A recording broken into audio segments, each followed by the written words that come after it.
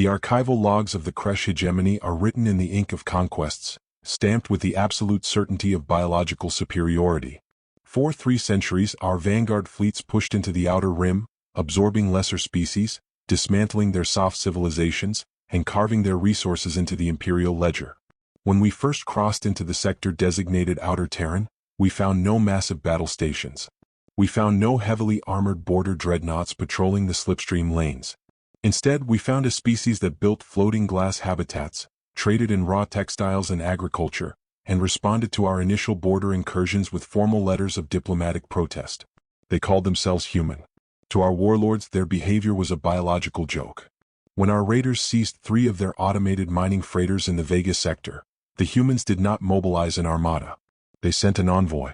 When we demanded a 20% transit tariff on all vessels crossing their outer cloud layers, they didn't open fire. They sat at a conference table, adjusted their primitive fabric neckties, and spoke of mutual coexistence and the preservation of galactic stability. Warlord Ghal, commander of the 3rd Conquest Vanguard, stamped the species assessment file with a definitive gold-embossed seal. Threat matrix, negligible. Behavioral profile, inherently submissive. Cowardice masked as diplomacy. A subjugation directive was issued. 32 heavy assault cruisers, supported by 2 planetary siege hulls, dropped out of hyperspace directly over the human diplomatic hub known as the Geneva-V. The station was a massive rotating wheel of white alloy and clear crystalline domes, hanging peacefully in the Lagrange point of a fertile, unprotected colony world. It possessed no visible weapon arrays, no external torpedo bays. It was a monument to a soft species delusion. On the bridge of the Kresh flagship, the Iron Fang Warlord Ghal looked down at the rotating wheel of the human station. His dual mandibles clicked with a low, mocking rhythm. "Open a tight beam channel," Ghal commanded, his massive, scaled chest expanding as he adjusted his neural-linked sidearm. "Let us see how many letters of protest their ambassador can draft before we clear their atmosphere." The forward view screen flickered, displaying the central command deck of the Geneva-V. The room was bright, clean, and entirely devoid of military tension. At the central console stood Ambassador Marcus Thorne, an old human with silver hair and a tailored black suit, his expression tired but entirely calm. Beside him stood Fleet Captain Vance, a younger man wearing a crisp, white uniform that looked more suited for a ceremonial parade than a bridge under siege. "Inhabitants of Sol," Ghal's voice boomed through the translator, dripping with structural contempt. "Your borders are revoked. Your sovereignty is nullified. By order of the High Warlords of Kresh, you have 300 planetary seconds to drop your station's structural barriers, power down your transit networks, and accept the shackles of Imperial integration. If you do not comply, we will systematically dismantle this station and the colony below." Ambassador Thorne did not flinch. He didn't turn to his console to frantically check his defenses. He slowly raised his eyes, looking directly into the primary optical scanner with a steady, unblinking focus. "Warlord Ghal," Thorne said, his voice quiet, measured, and entirely devoid of the panic Ghal expected. "The United Earth Coalition has practiced an absolute policy of non-aggression in this sector for nearly a century. We have codified our laws to prioritize trade, medicine, and cultural exchange. We have intentionally minimized our border presence. But do not mistake our restraint for an absence of capability. Do not mistake our mercy for weakness. Turn your fleet around. Return to your space. This is your first and your only formal warning." Ghal threw back his head, a barking, guttural laugh tearing from his throat. "Mercy? A species without plasma batteries speaks of mercy to the Vanguard? You are an unoptimized strain of meat, human. Look out your viewport, and watch how the hegemony answers a warning." Ghal pointed a heavy, clawed finger toward the tactical display. A small, unarmored human civilian transport, the Series Star, carrying 300 agricultural laborers back to the colony below, was drifting toward the station's secondary docking ring, completely caught in the crossfire. "Batteries 3 and 4, Ghal ordered, his eyes gleaming with malicious intent. "Vaporize that transport. Let them see what happens to things that drift in our hunting grounds." "Warlord, wait," Thorne's voice rose, a sharp edge of sudden, terrifying clarity cutting through his diplomatic calm. But it was too late. 2 massive violet bolts of superheated thermal energy erupted from the Iron Fang's forward batteries. The bolts streaked through the void, striking the unshielded hull of the Series Star. The civilian transport didn't just break apart. Its internal atmospheric tanks ignited in an instantaneous, blinding flash of white-hot fire, leaving nothing behind but an expanding ring of charred metal dust drifting through the black. Ghal turned back to the screen, expecting to see the human ambassador on his knees, weeping or begging for the lives of the survivors. Instead, the screen was completely silent. Ambassador Thorne wasn't crying. His silver head was bowed, his old hands resting flat against the edge of the console. Beside him, Captain Vance had stopped looking at the tactical arrays. He was slowly unbuttoning the silver cuffs of his pristine white dress uniform, rolling the sleeves up past his forearms, revealing arms that were mapped with old, ugly, deep-crust military tattoos. When Thorne looked back up into the camera, his eyes weren't old anymore. They were dead, flat, and cold like a winter sky over a frozen world. "Captain Vance," Thorne said, his voice dropping into a register that didn't sound human. "The Protocol of Restraint is officially nullified. Effective immediately. Unseal the ledger." Vance reached down, his fingers hitting a single heavy toggle switch covered by a yellow and black safety stripe. "Understood, Mr. Ambassador." Turning off the lights. The view screen went dead. And down in the deep underbelly of the human station, the peaceful hum of civilian machinery died with it. The bright, clean illumination inside the primary concourse of the Geneva-V didn't just dim, it died. In its place, a harsh, rhythmic crimson emergency light flooded the high-vaulted corridors, casting long, pulsing shadows across the polished white decks. The station's atmospheric blowers cut out, leaving behind a sudden, suffocating silence that was broken only by the deep, structural groaning of the massive ring locking into its military configuration. The heavy, outer airlock of docking ring 3 buckled inward under a series of controlled thermal explosions. The Kresh shock troops poured through the ruptured seal, their heavy, armored boots slamming against the deck plates with an aggressive, metallic rhythm. They were 6-legged bipedal brutes, their gray, scaled hides reinforced by powered exosuits, their multi-jointed arms gripping heavy plasma rifles that hummed with volatile energy. They moved with the synchronization of seasoned killers, sweeping their weapons across the dark corridor, looking for the soft, panicked civilian laborers they had been promised. Instead, they found an empty hallway and a lone human standing at the far end, leaning casually against a structural pillar. It was Captain Vance. He had discarded his white dress jacket, his dark gray undershirt torn at the collar. In his right hand he held an old, scarred physical key, not a digital data slate but a notched piece of solid brass. He was sliding the key into a mechanical lock built directly into the bulkhead, an interface that had been completely hidden behind a decorative civilian tapestried panel until 10 seconds ago. The Kresh Point leader didn't hesitate. He raised his plasma rifle, aiming squarely at Vance's chest, his vocal mandibles clicking out a harsh, translated command through his armor's external speakers. "Inhabitant, drop your tool and descend to your knees. You are now property of the hegemony. Any movement will result in your immediate biological dispersal." Vance didn't drop the key. He didn't even look up at the plasma rifle pointed at his heart. He turned the piece of brass 90 degrees to the right. A heavy, satisfying thunk echoed through the floor plates as a massive hydraulic lock disengaged deep within the wall. "You know," Vance said, his voice flat, low, and perfectly audible in the dead silence of the corridor. "When we signed the Treaty of Vega 80 years ago, your diplomats thought we were signing away our weapons because we couldn't afford them anymore. They thought our civilian Senate was full of cowards who couldn't handle the blood of a real war." He pulled the brass key out of the lock and slid it into his pocket, finally raising his eyes to look at the advancing alien squad. His pupils were completely dilated in the crimson light, reflecting nothing but a cold, ancient fury. "But that wasn't why we locked them away," Vance whispered, stepping backward as a massive 4-inch thick sheet of solid, blast-resistant tungsten titanium began to drop out of the ceiling between him and the Kresh troops. "We didn't lock them up because we were afraid of you. We locked them up because we were terrified of ourselves. We spent 300 years perfecting the art of killing each other on Earth, lizard. We built weapons that could peel the crust off a world just to win a border dispute. We got so good at war that it almost broke our species." The heavy blast door slammed down into the deck plates with a deafening boom, completely sealing Vance behind 4 inches of unyielding armor plating. The Kresh Point leader barked a command, his squad rushing forward to plant breaching charges on the newly dropped door. But before they could even prime the explosives, the walls on either side of them began to shift. The clean, white decorative panels that lined the concourse split down the middle, sliding back to reveal the hidden utilitarian underbelly of the station.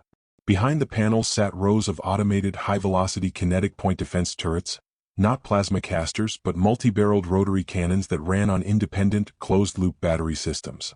The sensors on the turrets didn't flash blue with a targeting warning. They didn't pulse with an active laser guidance beam. They just spun up, a deafening, mechanical shriek filling the narrow corridor as the barrels reached 12,000 revolutions per minute. "They aren't shields," a younger security officer whispered from the main command deck, his fingers hovering over the automated defense arrays as he watched the tactical feed. "Admiral, they don't have energy shielding designed to stop solid projectile density at this range. They don't have anything that can stop a copper-jacketed slug traveling at Mach 4, Thorne said, his voice deadpan as he stood beside the communications terminal. "They wanted to see our military capability. Let's make sure they don't miss a single frame." In the corridor, the rotary cannons opened fire. The sound was not an explosion. It was a continuous, shattering roar that tore the atmosphere apart. The high-velocity kinetic slugs ripped through the Kresh armor like wet cardboard, turning the advanced shock troops into a violent, expanding cloud of gray scales, metal fragments, and green blood. The sheer volume of lead bouncing off the tungsten walls turned the narrow hallway into a closed-system meat grinder, obliterating the entire Vanguard squad in less than 3 seconds flat. Down in the hangar bay, Warlord Ghal was stepping out of his personal shuttle, surrounded by his elite guard, when the tactical feed inside his helmet went completely black. Every single life sign indicator for the primary boarding party dropped to 0 simultaneously. Ghal staggered back, his dual mandibles snapping shut in a sudden, icy wave of confusion. "Report. Status of Sector 3. What energy weapon did they deploy? What plasma grid did they activate?" The radio didn't answer with a tactical commander. It answered with the smooth, terrifyingly level tone of Ambassador Marcus Thorne, his voice patched directly into the Kresh flagship's command deck through an unjammable physical hardline that ran through the main docking umbilical. "Warlord Ghal," Thorne's voice echoed through the Iron Fang's bridge, cold and heavy like a tombstone. "Our 90 seconds of patience are up. We told you not to mistake our mercy for weakness. Now we're going to show you why we built the cage." The response from the Kresh flagship was immediate and frantic, but it wasn't a tactical order anymore. It was the sound of automated alarms screaming across their fleet's command network.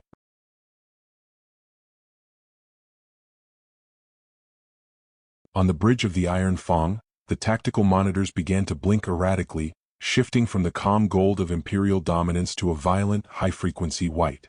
The sensor arrays, which had registered the human colony world below as a baseline civilian-grade energy signature, were now registering an unprecedented systemic thermal spike.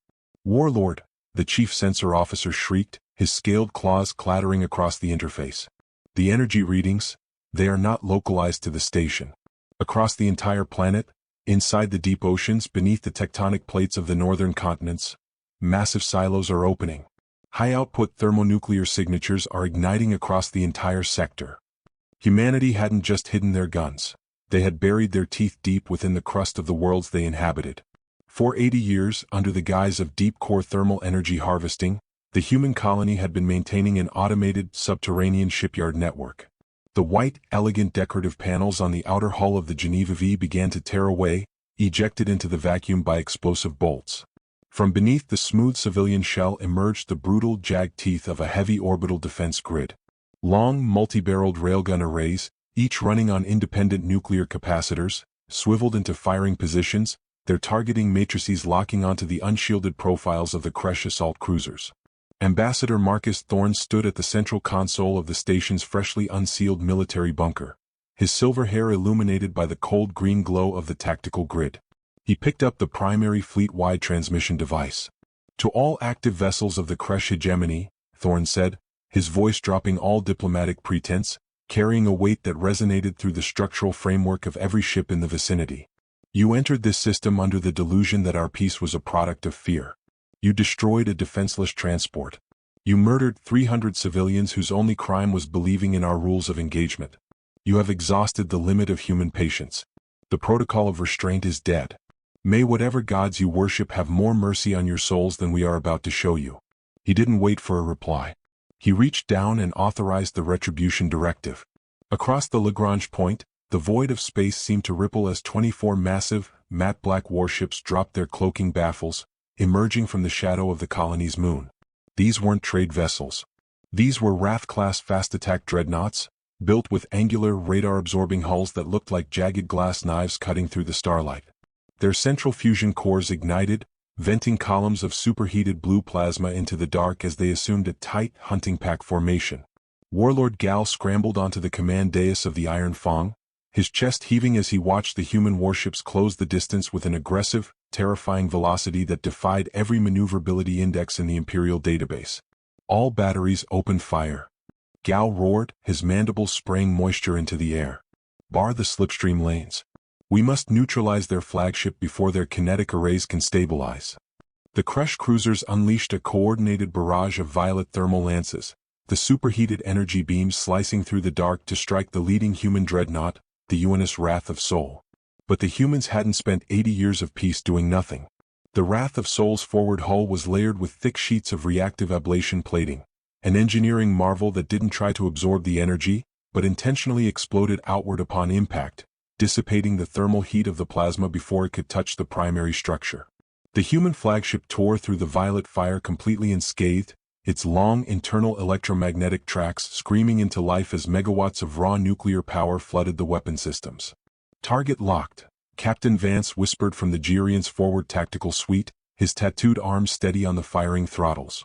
Let's see how much pressure their scales can take. The UNS Wrath of Sol did not fire with the elegant, silent flash of a particle beam. It fired with the raw, mechanical fury of a species that had mastered the physics of blunt force. The primary electromagnetic railguns discharged their first synchronized salvo.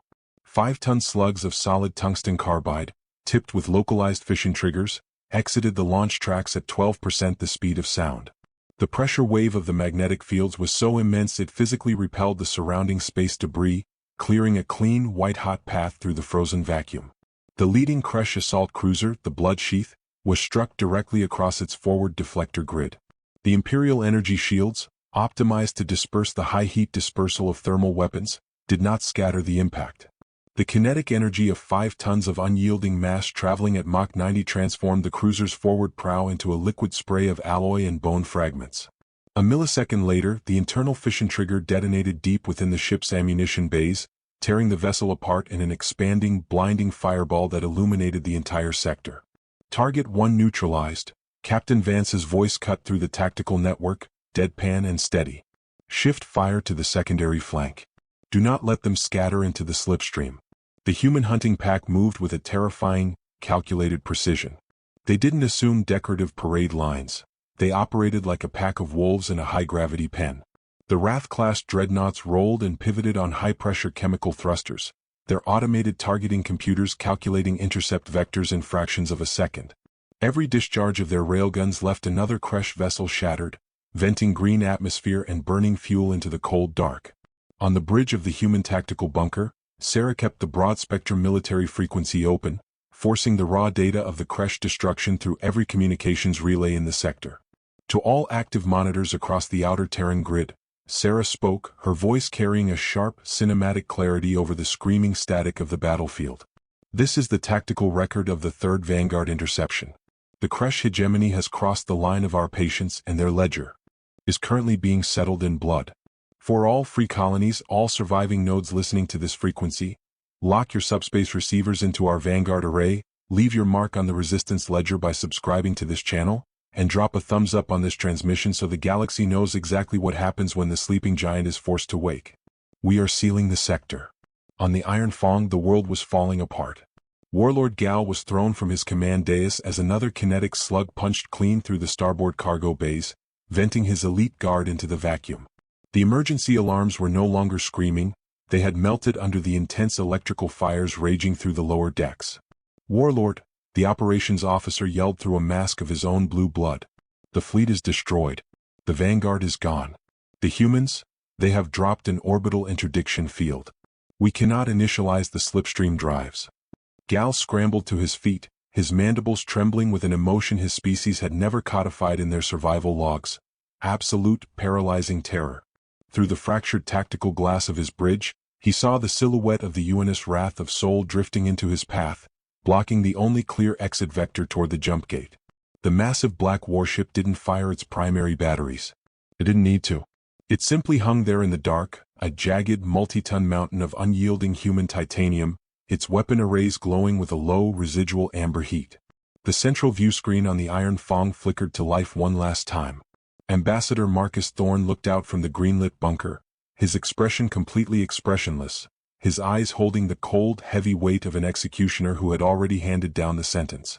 "Warlord Ghal," Thorne said softly, "you asked to see how a soft species answers a warning. We're about to give you the final demonstration." The UNS Wrath of Soul did not finish the Iron Fong with a single, merciful blast. Instead, the human flagship utilized its secondary point defense railguns with surgical, terrifying precision. At close range, the high-velocity slugs sliced through the Iron Fong's external thruster blocks, sheared off its long-range communications arrays, and systematically punched out its forward missile pods. In less than 60 seconds, the pride of the Kresh Hegemony was rendered completely inert, a mangled, unmoving hulk of gray alloy drifting aimlessly in the shadow of the Geneva-V. Inside the ruined, smoke-choked bridge of the alien flagship, Warlord Ghal lay pinned beneath a collapsed structural support beam. His gray scales were scorched black, and his breathing was a ragged, wet wheeze. The main view screen, miraculously still functional, flickered. The image shifted from the human bunker to the forward airlock of the Iron Fong.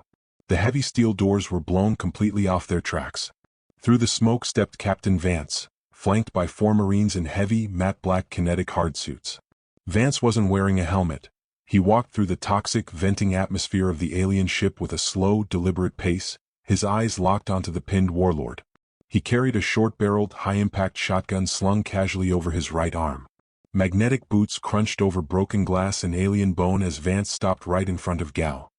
He looked down at the broken commander, his face expressionless. "Why?" Ghal wheezed through his translator, his multi-jointed arms feebly pushing against the titanium beam trapping him. "You possess the capability of gods, yet you lived like prey. You let us take your freighters, you let us tax your worlds. Why hide this power?" Vance slowly knelt down, resting his elbows on his knees, bringing his face level with the warlord's glossy, terrified eyes. "I told you before the doors closed, Lizard, but you weren't listening," Vance said, his voice a low, terrifyingly calm whisper. "Humanity didn't lock our weapons away because we were afraid of the galaxy. We locked them away because we were afraid of ourselves. When we fight, we don't stop at a border dispute. We don't stop at an economic tariff. We don't know how to have a measured response. Our entire history is just one long, bloody lesson in total annihilation." He stood back up, racking the slide of his shotgun with a sharp, heavy clack-clack that sounded like a coffin lid snapping shut. "Our diplomacy wasn't a sign of weakness, Ghal. It was a plea. We were begging you to keep the peace, because we knew exactly what would happen to your empire if we let ourselves remember how to do this." Vance turned his back, walking away as his Marines leveled their weapons. "You wanted to see the limit of human patience. Congratulations. You found it." 3 months later, deep within the obsidian archives of the Kresh capital world, the Grand Ledger of the Hegemony was permanently altered. The conquest directives for the outer Terran sector were not just paused. They were scrubbed from the database with automated, high-level administrative blocks that could never be overwritten. The final log entry, recorded by the lone surviving automated drone from the Vega sector, was distributed to every fleet commander across the Empire. Imperial Directive 99 Alpha, Absolute Interdiction. The species designated human, Sol 3, is hereby classified as a Level 6 internal core threat. They do not operate under standard territorial logic. Their diplomatic posture is an artificial ceiling designed to suppress a hyper-predatory industrial instinct. Do not test their borders. Do not seize their cargo. If a human envoy offers you a treaty, sign it immediately and step away from the table. They are a species of monsters trying very hard to be civilized. Do not remind them of what they used to be.